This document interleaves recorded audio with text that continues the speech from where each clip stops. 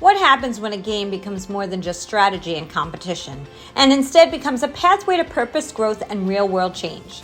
On this episode of the Today's the Day Changemakers podcast, I'm joined by Aston Roberts, a nationally ranked U.S. Chess Federation expert and founder of Checkmate to a Better Future. It's a nonprofit organization dedicated to transforming lives through chess.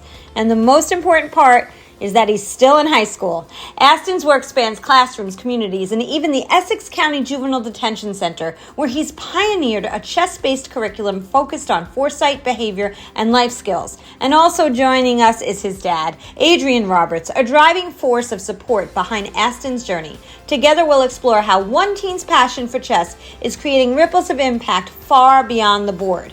But before we dive in, don't forget, subscribe to the Today's the Day Changemakers YouTube channel and follow us on Facebook and Instagram at Today is the Day Live It. Today is the Day is more than just a podcast. It's a movement rooted in clarity, courage, connection, and impact. Through coaching and consulting, I help individuals and teams find clarity of focus, the courage to move forward, and the connections that lead to growth. Whether you're leading a mission, launching a vision, or navigating change, I can help you build the kind of network that lifts you up and supports the impact you're meant to create. And be sure to save the date for the Today's the Day Changemakers International Forum, where global voices come together to embrace transformation and inspire action. Go to todayisthedayliveit.com. And lastly, if this episode or any prior episodes have helped you to feel connected, inspired, empowered, or just seen a little more, consider giving back. Your contribution, no matter what the size, helps to keep these stories alive and accessible to all. You can go to our streaming sites to find out more information, or todayisthedayliveit.com. Thank you, everyone. Have a great week. Hello, everyone, and welcome to another episode of the Today's the Day Changemakers podcast. I'm the host, Jody Grunwald, and as I say every single week, I interview the changemakers, the inspirers, and those who are disrupting the status quo in the best way possible. And today, I have a father and son duo, but we're here really to interview the son. So, Aston Roberts, how are you? Good. I'm happy to be here. Excited to share what I know. So, I'm excited to hear more about all the things you're doing. And Adrian Roberts, nice to meet you, and so happy you can join us. thanks for having us. Absolutely. So what I'm going to do, as I always do, is I'm going to read a little bit from your bios, and we're going to get into a nice little conversation. So Aston Roberts is a seasoned chess instructor and coach who has provided lessons to elementary and middle school students from Livingston and surrounding communities since June 2022, 1 year after moving from New York City. I'm from New York as well. He has also conducted chess lessons for students at Rutgers University Pre-College Summer Institute program, as well as Admission Squad in New York City. Beyond chess, Aston is well-rounded scholar athlete and is actively involved in various extracurricular activities and community service. He's a co-founder and co-captain of the Livingston High School chess team, a key offensive player for the Livingston High School soccer team and Black River Soccer Club, as well as classically trained pianist since age 5. That's amazing. Additionally, he served as a counselor in training at Livingston's Junior Police Academy for 3 consecutive summers and facilitated engagement between the Livingston Police Department and the high school chess team through the Livingston Police Department Blue-Green Shield program. Aston is also the founder, and this is what I'm excited to talk to you about, of Checkmate to a Better Future, a 501c3 nonprofit organization founded in 2024 to provide transformative chess opportunities for young people and adults. There's so much more I can read here, Aston, but I'm gonna save it for our conversation. And then Adrian, I'm gonna touch on some of the things that you do. Adrian is a seasoned information and cybersecurity executive with a proven track record in the financial services sector, currently serving in a senior leadership role and at MUFG in New York. Known for his strategic vision and collaborative leadership, Adrian has successfully aligned security operations with enterprise goals, strengthened vendor partnerships, and built resilient cyber frameworks to safeguard critical assets. And beyond his professional and academic accomplishments, Adrian is passionate about chess, and he's a chess enthusiast who has been instrumental in enhancing the chess culture within Livingston Township. Adrian, I can also go on and on with the two of you. So I have your bios here, and they're very, very well-rounded and long because you guys are doing so many things. So congratulations and kudos to both of you. Thank you. Yeah. So, Aston, I just want to know what inspired you? Well, I think what inspired me was I really just wanted to help and give back to the community and teach what I know about chess because I've been playing for so long. So I think that's really what inspired me to give back to the community and teach others. How did your love for chess begin? Well, my dad taught me when I was about 7, and ever since then I sort of took off, and I loved going to tournaments, and especially the state and national events when I was living in New York. I would go to Nashville, Tennessee for tournaments, and that just struck something inside me. And ever since then, I've been playing, going to these tournaments and things like that. It's incredible. Adrian, when did you first start being interested in chess? I learned to play chess when I was about 8 years old. There was a teacher who used to stay with us when I was growing up in Jamaica, and he taught me how to move the pieces around. Unfortunately, I didn't have anyone else to play with, so I didn't really do a whole lot of playing of chess, in my earlier years. But I still kind of a dibble dabbled in high school. And when Aston was born, I said, "Yeah, let me teach him." And then I've learned so much from him, as a result of all that. I've actually gained a whole lot of passion about chess through him and through his engagement, in school. So yeah, it's been great. It's been a great journey for us. Isn't it amazing how much our children can inspire us even more than we were inspired when we were children? Absolutely, absolutely. Yeah. So, when did you move here from Jamaica? I moved here when I was 14 years old. Wow. Okay. So yeah, so you did have a lot of your childhood in Jamaica. That's amazing. You brought it here and brought it to Aston. So Aston, why is chess so special to you? I've asked myself that a lot. To be honest, I'm not exactly sure because I'm not sure what made me continue it other than going to the state and national events. So I just feel like it's a sport, well, not a sport, but something that once you learn, you can't unlearn it, you can't forget it. It's not like a physical sport like soccer, where once you grow older, you can't really play it the way you used to. But with chess, you can play it at any age. It's like a lifetime skill. That's a really great way to look at it. That is a lifetime skill. Doesn't matter what age you are. I love that. Now, how does chess help other people and how does it help you as well? Well, I think chess is a really important game when you're considering and you're comparing it to life because you take the things that you calculate in chess and like such as patience, like the different virtues, and you take what you learn from chess and apply it to your life. And I feel that it's definitely helped me tremendously, especially in school.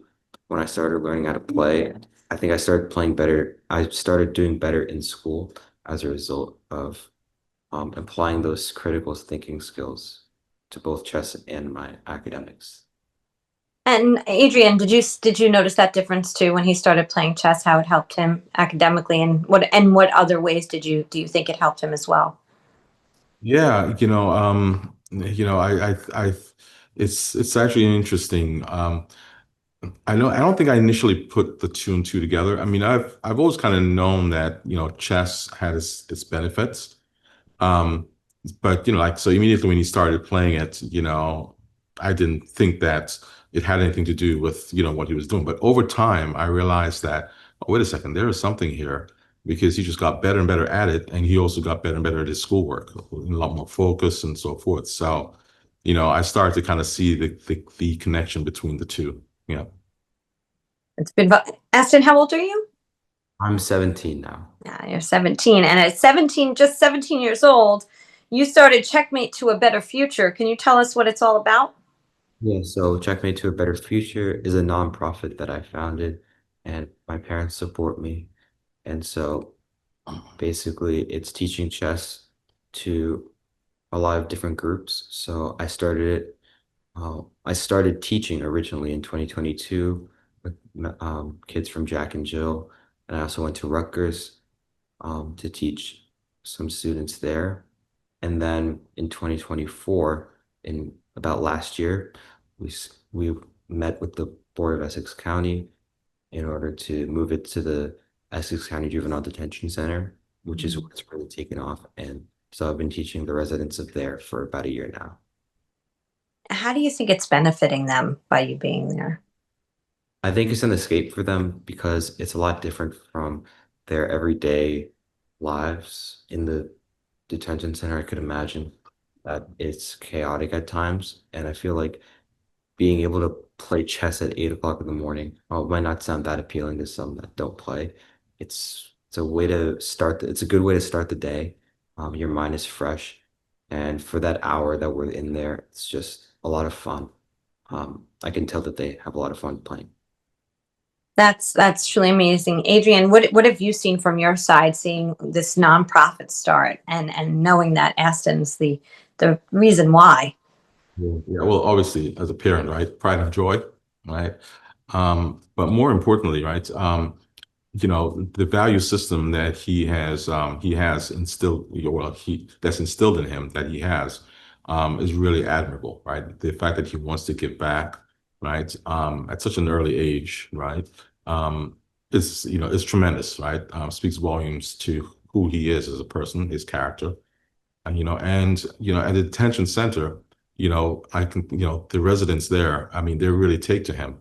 They're amazed at his skill level, and they're very competitive, and they leave there energized, right? They can't wait to go back and try some of the things that he's shown them and so forth. So, I think it's just been really great. I mean, we're blessed, to basically have that opportunity to basically be able to give back, right? We're in a position to do that. So, yeah, it's really good. And like I said, I'm so proud of him. I'm so happy for him. Yeah, it's just great. Beautiful. Do you know how many residents have participated, Aston? So far, we've had 9. Great. It's wonderful. And after high school, what's your vision for Checkmate to a better future?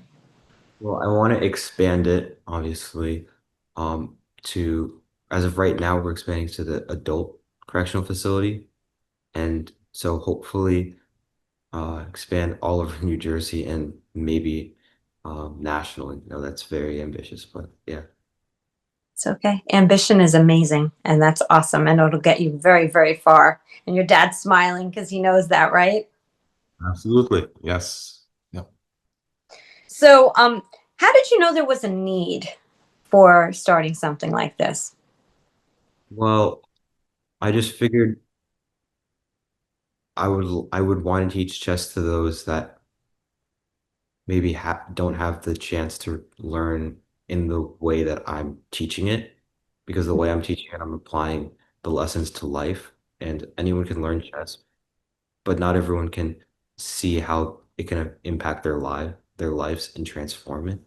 So I felt starting in our correctional facilities was like a really good way to do that. It's great. Adrian, do you know when Aston is working with some of those at the correctional facility, are you there with him as well? Yes, I'm there, and usually I'll work with the officers, because in the room, they always have to have an officer there. So I will engage with the officer.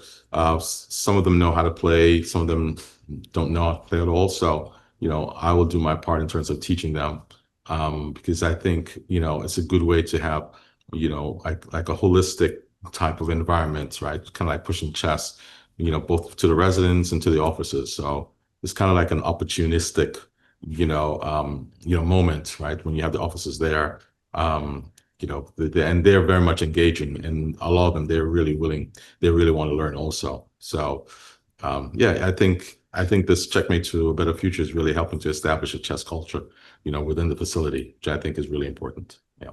And the residents are open; they want to learn the chess. Not all of them, obviously, but those they volunteer to want to do the program, or how does that work? Well, it's more on an honor system from what I remember when we first started. It's about um, the residents that have behaved the best, and also grouping them together based on which residents can be in the same room, because Mhm. of course. So it's about that. But the ones who do come down are all very, very motivated. Like I can tell from the moment that I teach them, they're very excited. And a lot of them know how to play a little bit from upstairs because upstairs they all play chess. And it's been growing and growing since I started teaching. Wow, that's just I love this whole thing, and I love that you started this at such a young age. How is it being funded now, and do you plan to have provide more more funding for more types of these programs in the future? Right now, yeah, it's being funded by myself and my parents because we get the boards to go in and as well as magazines that we've all paid for. And so in the future, we hope to fund it more so that it can spread, of course. Yeah. Are you looking for funders right now, Adrian? Yes, yes, we would love to have some funders. As a matter of fact, we do have, we'll talk a little bit about the upcoming tournament fundraiser. Yes, Yeah, in the summer. yeah, so we have a tournament August 9th in Livingston where we're hosting basically a chess day and people are signing up. So it's like 100 people that sign up and we're donating 4 tables, I believe, Yeah. 4 tables to where is it? Essex County Parks Department. Parks Department. Yeah. So we're fundraising for that right now. Yeah. So they have an initiative where they want to put chess tables, concrete chess tables throughout parks in Essex County. Right. So Checkmate to a Better Future is helping to make that a reality. So we're looking for, sponsors and donators, and donations or donors, I should say, for that program. Yeah. Can you tell everybody where they can go to find out more information? I want to say this a few times throughout the podcast so people know where to go. You go to checkmatetoabetterfuture.org. .com, sorry. Checkmatetoabetterfuture.com. That's perfect. That's all right. It's easy, very easy. So I know that you're getting ready for college soon. What colleges are you considering? I'm considering a wide variety so far along the East Coast, but I haven't really narrowed it down just yet. Do you know what you want to go for? Yeah, environmental science and political science. I'm hoping to get a double major in that. So wait, ambitious. You are definitely an ambitious student. That's amazing. That's a great double major. And do you think you'll be bringing chess programs into college? Well, I'll probably play in college, not as much as I'm playing right now, of course, but I'll definitely bring chess into my future. Definitely in terms of Checkmate to a Better Future and expanding that. So, yeah. Do you have a thought process of where you'd like to see Checkmate to a Better Future grow to? Like you said, you want it nationally. Do you want to have it, chess tables in more parks, or do you want to teach more kids in detention centers? Do you have any thoughts on what's next? I would like to teach a lot more because I think it's a game everyone can get to learn, and especially with the aspects of applying it to life, I think that's something really, really valuable for everyone. So, as many facilities as we can get into, it would be great. What does it mean to be a national master? National Master is like it's a title from United States Chess Federation. So it's having a rating of 2200. And right now I'm 2140. So that's where I sit. So close. So how long could it take you to get to that? How much longer could it take you to get to that 2200? 60 points doesn't sound like a lot, but it's difficult. It gets more difficult as you gain.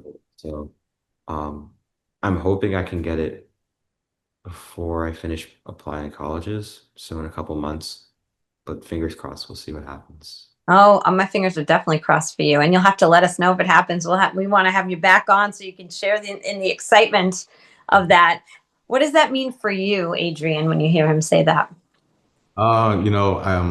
It really shows his dedication, right? Because to get to, 2000 or 2100, right? It's a lot of work, right? It's a lot of dedication, it's a lot of commitment, it's a lot of studying, right? And it's a lot of playing a lot of tournaments to get to that point. So, I'm proud of him in terms of sticking with it, and how far he's progressed, and the fact that he's at the cusp of being a national master. It's great. So yeah, it's really good stuff. Well, I'm going to tell you a little secret, Aston. I don't know how to play chess. So I might need to have some classes from you here because I have no idea how to do it. I'm great at checkers, but chess, mm-mm. So have you had a student like me who struggles with learning the game at all? I think everyone struggles at first because it's like even I mean, I struggle at first too. I'm sure everyone does because it's not an easy game to learn. But I think once you do learn it, it becomes something that you just grow and grow it at. And once you learn it right, like I said before, you can't. So Yeah, I think the more I hear your excitement about it, I think the more I need to learn it. It sounds like a very good connective strategic game, and like you said, you can apply it to life, which I like, which is amazing. Is it harder to teach than to play, do you think? in the past, I probably would have said it's harder to play, but now I would say yes, harder to teach because I have to articulate things in a manner that people that are just starting can understand. And so sometimes that's difficult to do. Yes, I understand that because I know with my mind, I'm not an easy learner, so I can imagine what it's like to teach someone like myself, especially something like that. When you're not playing chess, what do you love to do? I play soccer, club soccer, and I love to go to New York City, hang out with my friends because that's where I grew up. So I go there to visit them. Sometimes I play tournaments, but yeah, um, yeah, just soccer and hanging out with my friends. So you were born in the city itself? Yeah. Washington Heights. Oh, sure. Yes, yes. I'm a Brooklyn girl myself, so yes, we're transplants to New Jersey, so I get it 100%. But Adrian, you're the one who had the biggest transplant from Jamaica to here. Very, very different, isn't it? Yes, I was actually born in London, so yeah, another dimension there. So, and then I grew up in Jamaica, and then I moved here. So yeah, it's yeah, but it's great. It's been fun. Yeah, yeah. World traveler. That's awesome. So who's your mentor, Adrian? Do you have one? Me Uh, or well, I'm going to ask you both this. Do you both, I'll ask you both the same question. So, Adrian, do you did you have a mentor when you were growing up? yes. So the person who was like instrumental in my life and a mentor to me was if you call Colin Powell. Colin Powell's so his aunt was my school teacher, and she took me under her wing, so to speak, and taught me lots of things growing up. So that's one person that I, always hold near and dear to my heart. And then there's a second person who I also held near and dear to my heart, which is she's a professor, Professor Bailey. Unfortunately, she passed away in a tragic accident a few years ago. But she was also very instrumental in molding, my technology career. She gave me an opportunity to work at IBM and so forth. So those are my two, people who have been really, yeah, instrumental in my life. Did you meet Colin Powell? I did not. No, I have not. But Okay, I didn't know if maybe you had the luxury of that, but it still sounds so great that his aunt was your mentor. That's amazing. So, Aston, who's your mentor? I have a few. My dad, of course, because he taught me the game and takes me to the tournament all the time. Um, I would say other than that, I have coaches that have taught me a lot, from school coaches to private coaches in chess. So those are my mentors. What are your thoughts about being a mentor to someone? I think you definitely can't take it for granted because the impact that you have on others is really, really important. The effect that you have. Absolutely. Do you realize the impact, or, we can never really have the full scope, but the impact that you're having, the positive impact that you're having on those in the juvenile detention center, and all those you come in contact with, do you realize that positive impact that you're having on them? I think I do when I see how much fun they're having. Obviously, I won't understand the full extent, but yeah, when I see the fun that they're having, that's when I start to realize, okay, I'm actually making a big difference, and this is definitely something I need to keep doing. Yeah. And you know what? You never know in 5 years from now, 10 years from now, when they've moved out and gone on in their life to do, hopefully great things, they may find you to say thank you for what you've given them. And I hope that happens for you because you deserve that. It's incredible. What else do you want the listeners? We have listeners from around the country. What else do you want them to know about your organization? Well, the main thing is that we have the tournament on August 9th. I hope I get a big turnout for that. It's my big event coming up. And just if you're able to help others in the world, I know it sounds kind of cliche, but try your best to do it because you never know the impact you can have on others. I certainly didn't know the impact I would have on the residents going into this, but looking back now, it's one of the greatest decisions I've ever made in my life. So. Mhm.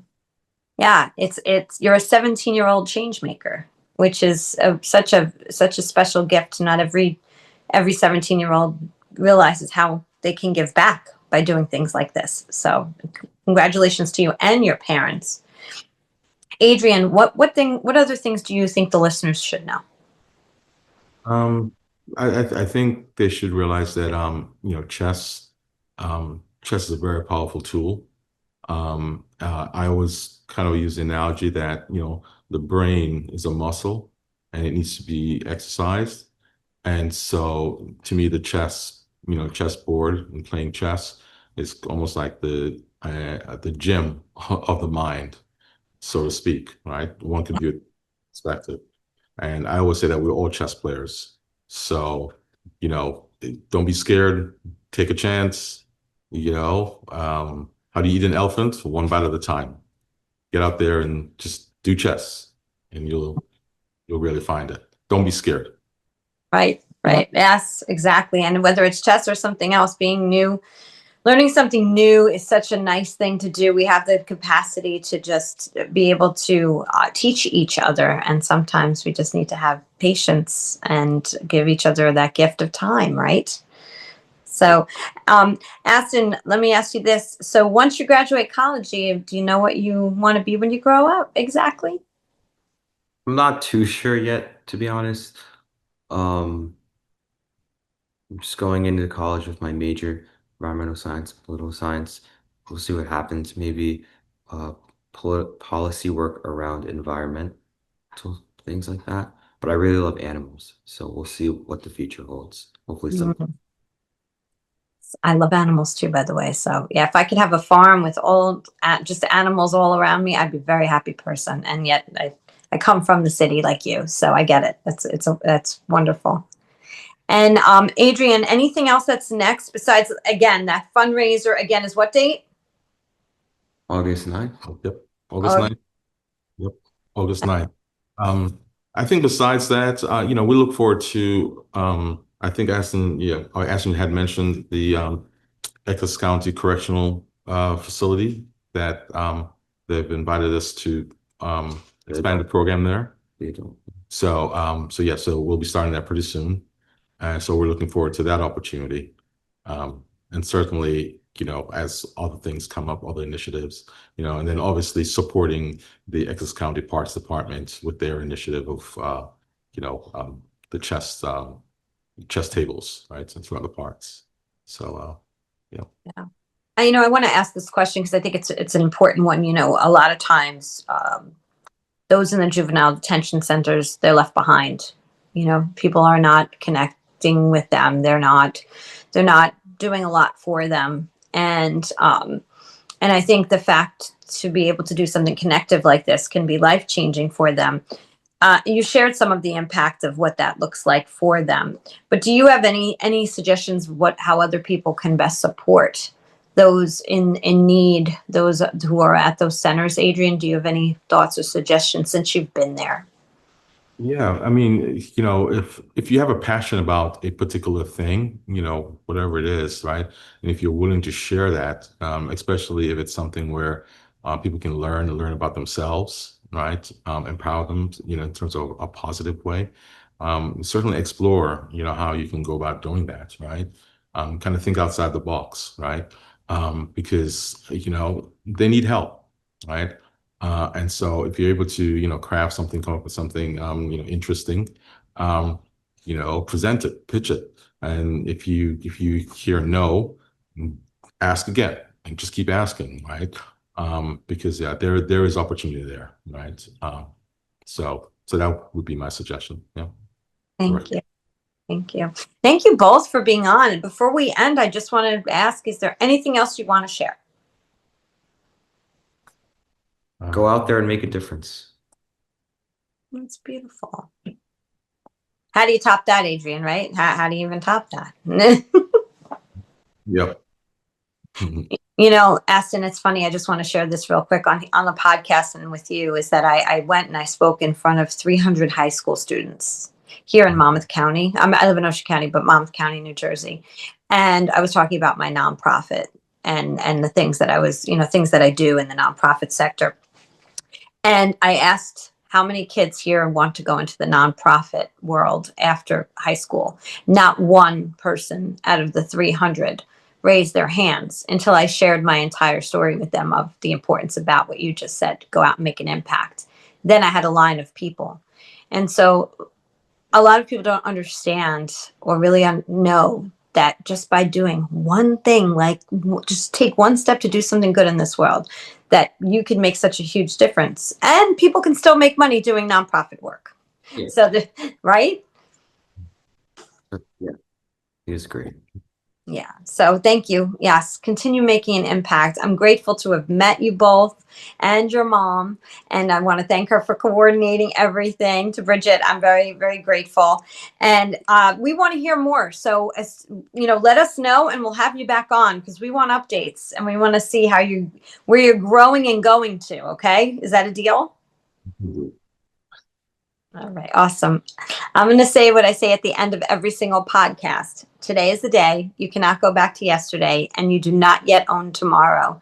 So, what small or large step are you going to take today to get yourself closer to your goals? Thank you again to Aston and Adrian Roberts for coming on. And I'm looking forward to seeing some updates from you both. Have a great week, everyone. Bye. Thank you.